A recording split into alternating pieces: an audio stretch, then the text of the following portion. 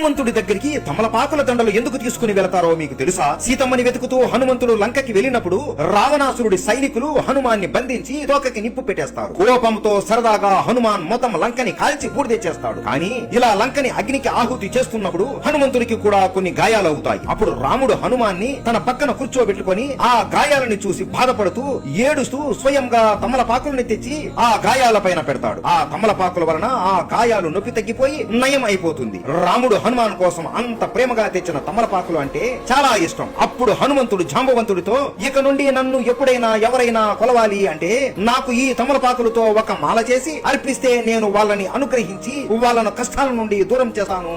అలాగే నా కోసం తమలపాకులు తెచ్చిన వాళ్ళని నేను రాముడిలాగా భావిస్తాను అని చెబుతాడు. అందుకే ఇప్పుడు కూడా మనం ప్రతి మంగళవారం 5 తమలపాకులు లేదా ఒక తమలపాకు దండ అయినా హనుమంతుడికి అర్పిస్తూ ఉంటాం. మీరు ఎప్పుడైనా హనుమాన్ కి తమలపాకులు అర్పించారా? జై బజరంగబలి.